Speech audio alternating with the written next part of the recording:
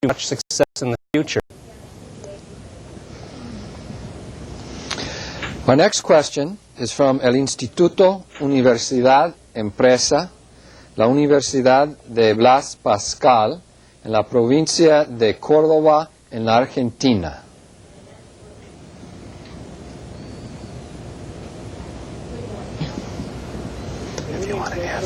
In a gathering that we have with now with students, high school students from the city of Córdoba here in Argentina, we have here the following question for you, and it may very well be a college.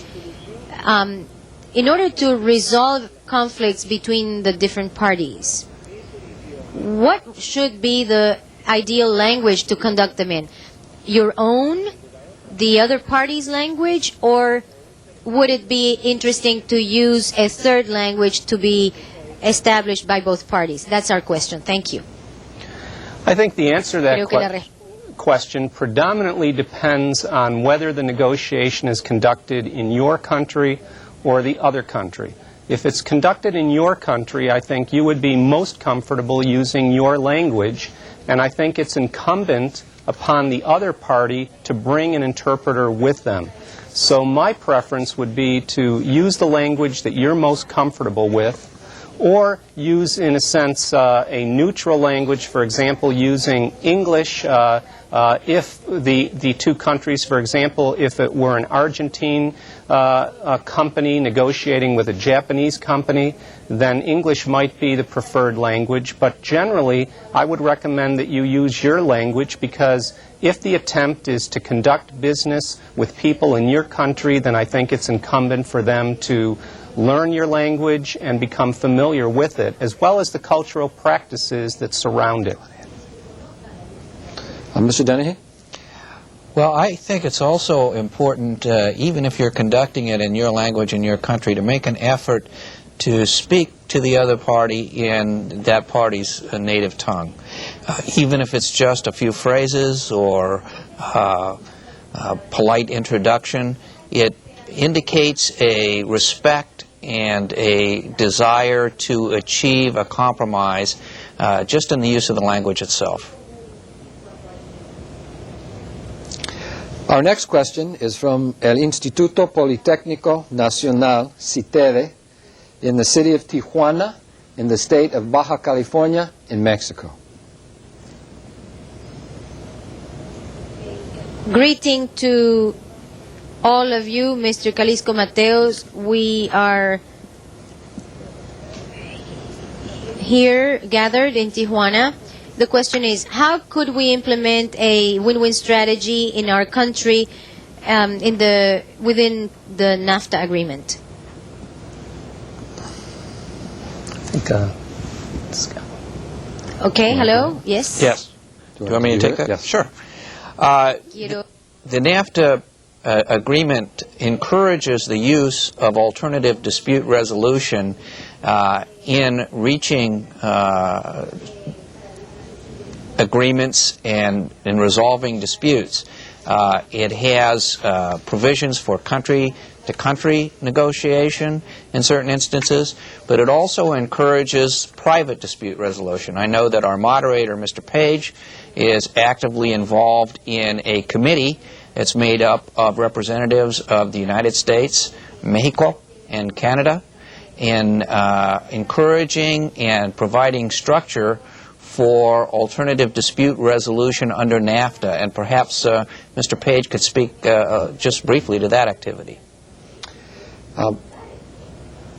Recently in Montreal, we had the opportunity, as I had the opportunity as an American delegate, to meet with Canadian and Mexican delegates to talk about the use of arbitration and mediation.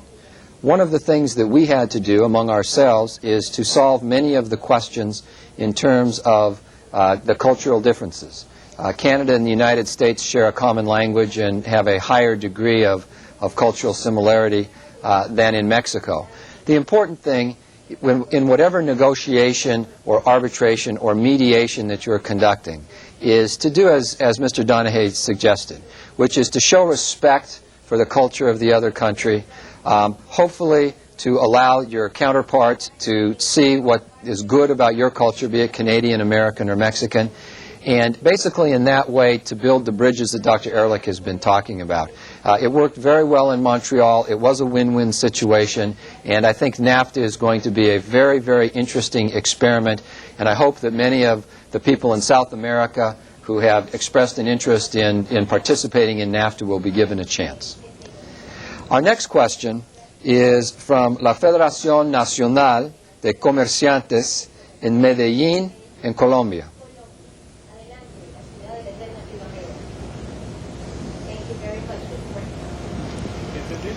We understand that the win-win process in a negotiation is based on trust, mutual trust on both parties.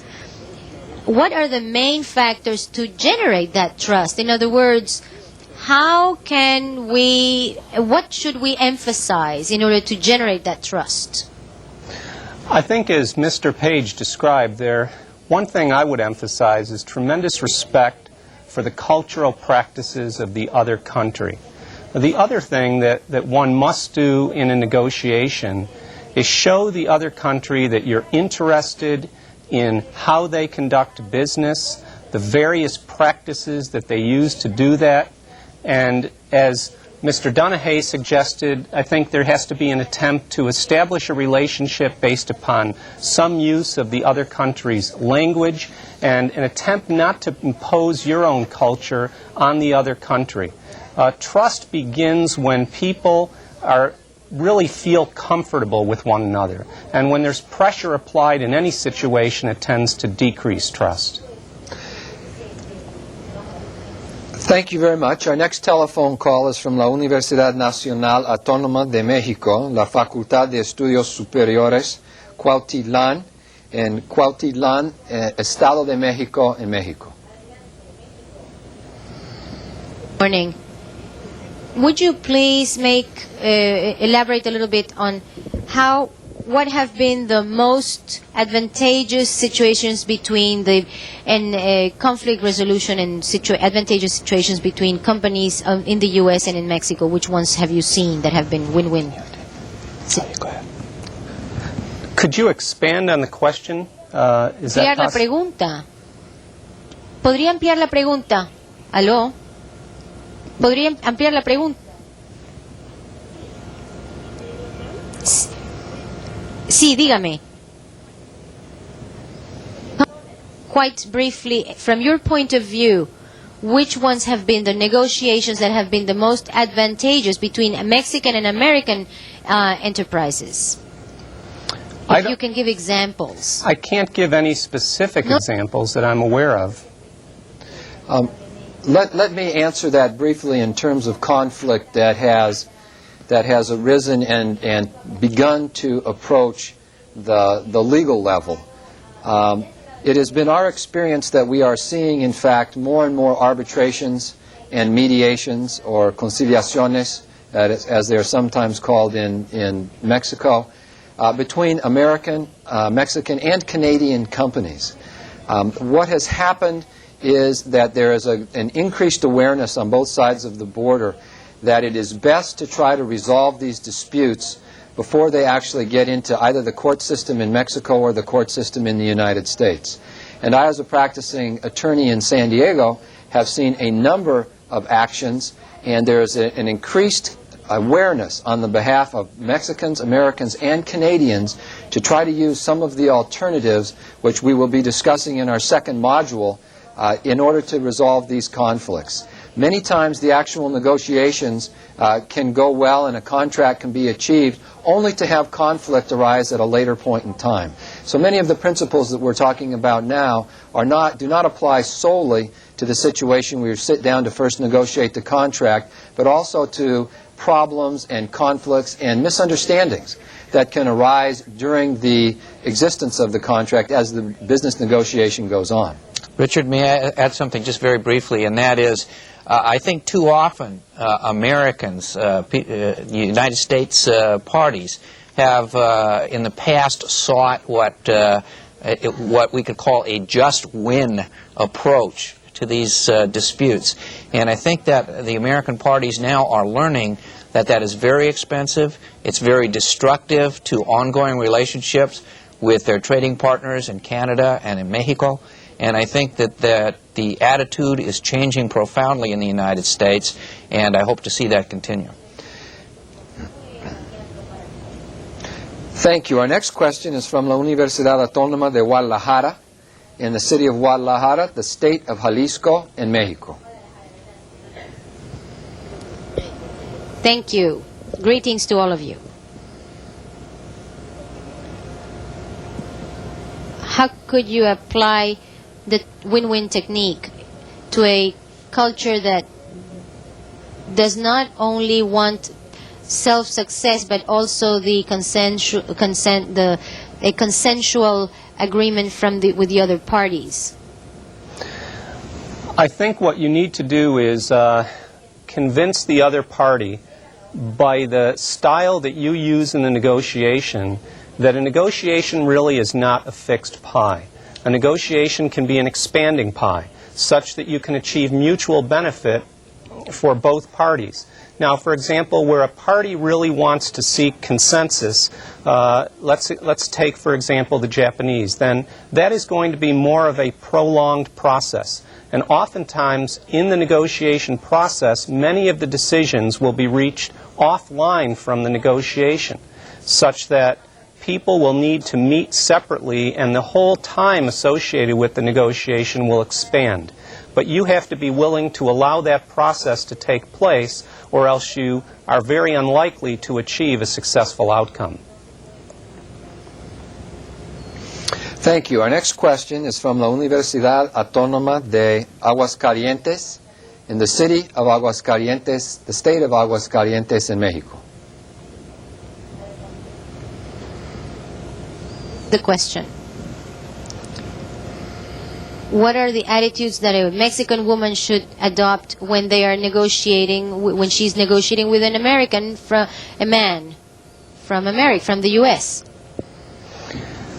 I think a Mexican woman can very successfully negotiate with an American man from the U.S. Of course, we have our own problems here in terms of gender relationships, and we're working on those.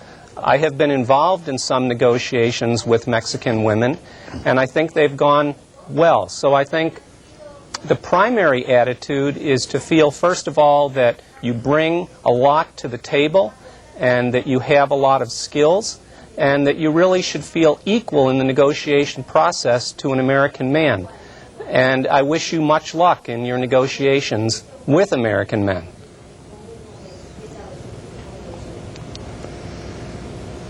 Thank you. And our last question is from El Instituto Tecnológico de Huatabampo, in the city of Huatabampo, in the state of Sonora, in Mexico.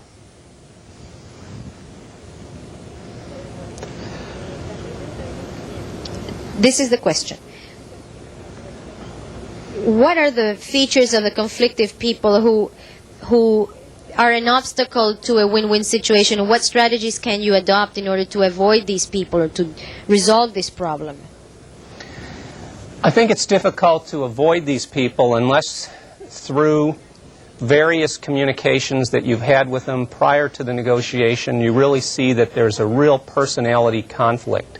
In general, I think you have to keep emphasizing during the negotiation process that a win-win outcome is desirable, that there is potential mutual gain to both parties working with one another. If a person, personality-wise, is very conflictual, sees the negotiation process as highly competitive, and again looks at the negotiation process as a fixed pie, it'll be very difficult to achieve a win-win outcome.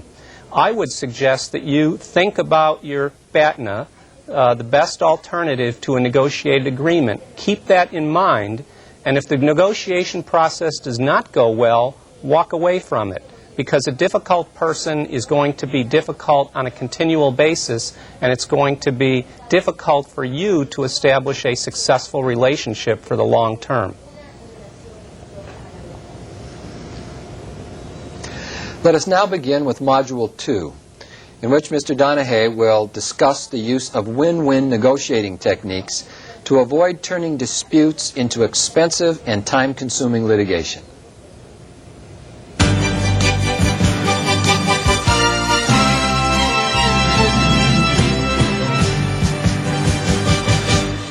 In all cultures, commerce necessarily involves good faith by all parties involved in a transaction. Even in so simple a transaction as the purchase of an ice cream from a street vendor, good faith is an essential element. When the vendor hands the customer the ice cream, he or she acts in good faith, expecting that the customer will not simply turn and walk away, but rather will pay the price asked by the vendor.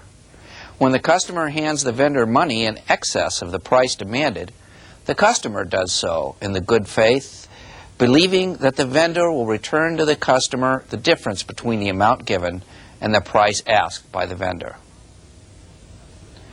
As commerce becomes more complex and performance demands are higher for all parties, the good faith expectations of each side are often formalized, either through an exchange of letters, faxes, or emails, or through a written document which each party signs, a legal contract. In some countries, these documents are simple and brief, outlining only the essential tasks each has agreed to perform. In others, such as the United States, the forms are lengthy and complex, usually prepared by lawyers, and are an attempt to anticipate anything which might occur during the course of the parties' relationship. The written document should never replace the good faith of the parties in obtaining a satisfactory conclusion of the transaction. And while it is said by some that the complex contract has destroyed the idea of good faith performance, more often than not, a dispute which arises not from an absence of good faith, but rather from an honest misunderstanding. Once the contract has been negotiated and performance commences, people often find that their expectation of what is required of them and what is required of the party with whom they have contracted are quite different from those of the other party. Frequently, events occur after an agreement has been reached which neither party anticipated, but the risk of which each party believes should be borne by the other party. Difficulties might arise which arguably should have been considered beforehand and that result in uneconomical performance. For example, the balance of power that existed in the relationship at the time the agreement was negotiated may have shifted. The person who was required to accept terms which were dictated to him or her by the more powerful party during contracting may now have sufficient leverage to enable him or her to demand modifications in the contract. In an international agreement, one party may not have the same facility with the language as the party whose native tongue serves as the contract language, resulting in misunderstandings as to the parties' respective duties and obligations. Parties from different cultures may have different approaches to contract negotiation and formation, such that certain obligations are unstated in one culture, but must be specifically required in the written language of the agreement in another culture. All of these situations may lead to honest misunderstandings, which may quickly result in an active dispute. The tendency of both parties and their legal advisors in such situations is to look to the language of the contract to assess the relative strengths of the parties' positions, and to look to applicable law to determine the remedy available to redress the grievance. As a lawyer, I know that this is a necessary step, for failure to resolve the dispute generally leads to resolution in a legal arena. As a lawyer, I am also painfully aware of the inadequacy, the divisiveness, and the expense of resorting to a legalistic solution. Nevertheless, there are a number of factors which suggest to the parties in a post-contract dispute that a legal resolution is inevitable. First, there is the fact that the parties have already reached an agreement, perhaps after extensive negotiations, and that agreement has been reduced to a document which both parties have extensively reviewed, modified, and executed. That document is supposed to govern the relationship. The legal representatives of both sides are paid to anticipate every eventuality, no matter how remote, and to provide for that in the contract. Of course, each legal representative is tempted to report that he or she has anticipated the very dispute that has arisen, and that a particular clause in the contract assigns the responsibility for the event to the other party. This leaves little or nothing to negotiate. The second factor that suggests the need for legal resolution is that the agreement frequently references a governing law and often provides that a particular court is to have jurisdiction, or that any dispute is to be referred to arbitration under a particular set of arbitration rules. This creates a sense of inevitability. The idea that having provided for a particular type of legal resolution, there is no alternative but to pursue that resolution. Third, the resort to legal remedies is often the politically safe avenue. Within the company, somebody's budget or position is almost always placed in jeopardy by a dispute, and the safest tactic is to pass the dispute on to the lawyers. The lawyers can always be blamed for an unacceptable result, and credit can be claimed for any successful resolution. Fourth, because of a cultural chasm which inhibits open interchange between the disputants, the legal avenues may appear to be the only avenues available. Before embarking on such a course, the parties should attempt to negotiate a solution. However, one must recognize that at the stage of post-contract dispute resolution, impediments to a negotiated solution exist that do not exist in pre-contractual negotiations. First, during pre-contractual negotiations, no obligations exist on either side. Each side is focused on the anticipated benefits that will be derived from the potential relationship, not only to the companies, which the negotiators represent, but to the negotiators personally, in terms of enhanced compensation and opportunities for advancement. Second, flexibility exists at the pre-contractual stage, which is perceived not to exist at the post-contract stage. Since there is no contract at the initial negotiation stage, there is nothing that limits the ability of the parties to agree on an arrangement that is unlike anything that either party contemplated prior to the onset of negotiations.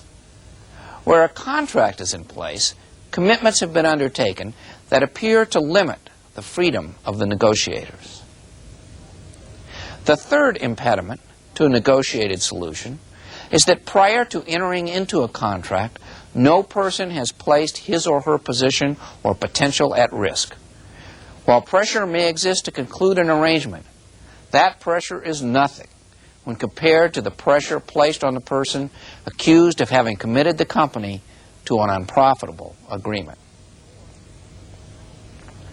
Fourth, during pre-contract negotiations, no legally binding obligations have been created.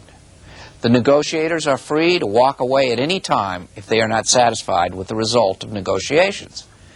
This is assuredly not true of post-contract negotiations.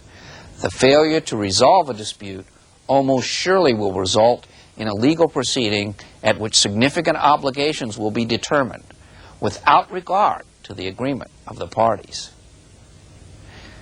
Why not pursue one's legal remedies rather than take the personal and commercial risks inherent in negotiation or some other means of what is called alternative dispute resolution? First, one's remedies are necessarily limited by what the applicable law allows.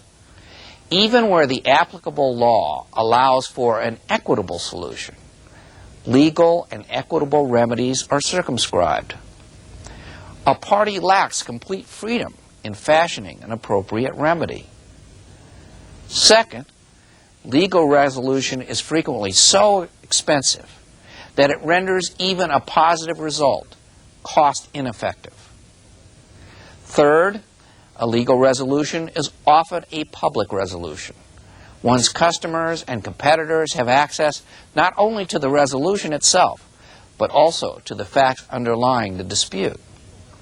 Fourth, legal resolution often involves confrontation, which magnifies the divisiveness created by the disagreement in the first place, and which seriously undermines the possibility of continuing commercial relationships between the parties. If one has the good sense and courage to embark on negotiations, what factors are important in cross-cultural negotiations to ensure a legitimate opportunity for success? First, of course, is cultural sensitivity. Recourse to a resource who is familiar with the other culture is essential. It is difficult to meaningfully begin negotiations when a party has little knowledge of the other side's approach to the negotiation process, or to any cultural factors which have caused the other party to adopt a particular position. But this involves more than the substantive areas of the dispute. Perhaps even more important, a party should be sensitive to the cultural procedures of the other side. How direct is the other side likely to be in its approach? Should one anticipate that all issues have been expressly placed on the table? Or is it more likely that the issues expressed are polite substitutes for the issues which are deeply felt, but which culture requires remain unarticulated? Second is language. As the language of commercial contracts is usually English, North Americans are generally content in conducting negotiations entirely in English. This is not advisable, even when the negotiator is not fluent in the language of the other party. By refusing to even attempt to speak the language of the other party, one creates a feeling of distrust, an impression that one holds oneself out as superior, if only linguistically. An attempt to learn even a few key conversation phrases is appreciated. Fluency is not necessary. The desire to attempt to communicate in the language of the other party is readily apparent and communicates respect and equality to the other party. Third, one should attempt to understand the legal system of the other party. While common law and civil law have been coming closer together, the basic approach is still decidedly different. If one is to have a meaningful discussion about what the result of resorting to legal remedies is to be, one must understand the other party's legal point of view. However, even assuming an optimum cultural and linguistic approach, a solution negotiated directly between the parties may be impossible because of political or other constraints. This does not mean that one has no recourse but to litigation or arbitration. One can employ a third party to attempt to bring the parties together in a negotiated resolution of their dispute. This third party is often referred to as a conciliator or mediator. Mediation and conciliation generally refer to the same process. North Americans commonly use the term mediation to refer to this process, while elsewhere the term conciliation is often used. In either case, the process is one in which both parties must agree to participate, and any party can cease participation at any time. The mediator has no power to decide the dispute or to dictate a solution. Rather, the mediator uses his or her abilities and creativity to bring the parties to a solution agreeable to both. This is unlike the arbitration process. In arbitration, both parties must agree to initiate an arbitration, but once such an agreement is reached, the parties are bound to complete the arbitration. If one party decides not to participate, the arbitration proceeds without that party. In an arbitration, the arbitrator is empowered to decide the dispute, and the arbitrator's decision is binding on the parties. The arbitrator receives documentary evidence and listens to the testimony of witnesses. The arbitrator is frequently bound by the agreement of the parties to apply a particular law in resolving the dispute. While much less formal and confrontational, arbitration is similar to proceedings in a court of law. Mediation is a flexible, much less formal process than arbitration. The mediation process is relatively inexpensive and expeditious. The typical mediation is resolved in less than a week, involves one mediator, and is free of expensive accoutrements to court proceedings, such as discovery and court appearances. Mediation is directed toward business, not legal solutions. The process is not constrained by the remedies available in any particular legal system. Mediation is designed to achieve agreed, not dictated solutions. The mediation process preserves and nurtures commercial relationships. The results achieved in mediation require no external enforcement. Mediation is an acceptable process in almost all cultures. It should be the first process considered in any international commercial dispute. The process involved in mediation will necessarily vary, not only with the mediator, but with the nationalities and cultures involved. Despite differences in styles and approaches, there are several practices common to almost all mediations. The process, while informal, is structured. It involves a series of meetings and caucuses at which both sides will meet with the mediator together. Each side will meet with the mediator separately, and each side will be given time to itself to consider proposals received, to come up with ideas for possible solutions, and simply to evaluate that side's present position. The process should allow for some degree of venting, for often the emotional overlay of a dispute is the biggest impediment to its resolution. The process involves a good deal of listening.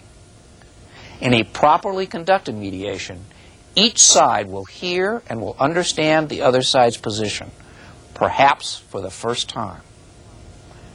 The mediation process should serve to define each side's real goals and objectives. A party will come to the mediation with a desired outcome, usually monetary in nature. But during the process of articulating the nature of the dispute, of determining what it is that a party is seeking to derive from the relationship with the other party, and of listening to and evaluating the other party's position and desires, a party should come to see the core goals and objectives that created the relationship in the first instance. The success of an international mediation depends on a variety of factors. First and foremost, the parties must be committed to making the process work. Litigation and arbitration are designed to lead to a result regardless of a recalcitrant or uncooperative party. Mediation constantly requires the consent and cooperation of both parties. A continuing commercial relationship between the parties is conducive to the achievement of a mediated result. Parties are better listeners and more willing compromisers when their long-term interests converge. In addition to the commitment of both parties, a good mediator is critical. In an international setting, a mediator familiar with cross-cultural differences and commercial realities can mean the difference between a mediated agreement and protracted litigation. A good international mediator will have a number of distinguishing characteristics. He or she will be sensitive to cultural differences and adjust his or her style accordingly. In certain situations, the mediator might meet with each side separately for some period of time, serving to translate each side's position into an acceptable form so that it will not be heard as insulting, demeaning, or challenging. At each opportunity, the mediator will educate a party about the cultural sensitivities of the other side, but never in a condescending manner. At an opportune time, the parties will be brought together. In certain situations, this could be at the outset of the proceedings. In others, the initial joint meeting may be over lunch or dinner, at which the discussion of the current dispute is prohibited. In any event, at the appropriate time, a joint meeting will be convened, and the status of the mediation can be discussed in a respectful and informal manner. The experienced mediator will know when it is advantageous to hold a joint session in which each side presents its view of the dispute. Whenever the presentation of position occurs, the good mediator will take careful notes of a party's position. And when the party has concluded the presentation, the mediator will restate the position in detail and ask if he or she has properly presented the position. This serves to assure the party that the mediator is interested in and has understood its position, thus establishing confidence in the mediator and in the process. By doing this after each party's initial presentation, the mediator also establishes a sense of even-handedness and neutrality in front of the parties. The international mediator will establish an atmosphere conducive to resolution by agreement. The atmosphere will be informal, but unfailingly respectful. Courtesy in all forms will be stressed, whether in addressing one of the participants or in arising from or sitting down at the conference table. In this regard, the proceedings will be more formal than at an arbitration or litigation proceeding. The mediator will set the standard by which each side will address the other, and this standard will be set with regard to the cultural norms of the parties. Even informal conversation will be directed toward non-controversial subject matter and to topics on which the parties can agree. When the mediator meets with each side, he or she will listen carefully and actively to the articulation of a party's goals and objectives, seeking to determine which of these objectives are paramount and which of these goals are relatively less important. The mediator will seek to explore and understand a party's business and a party's business objectives, so that he or she can identify and stress solutions that are truly in a party's business interest. When exploring possible solutions, the good mediator will not be constrained by legal remedies, but will search for practical,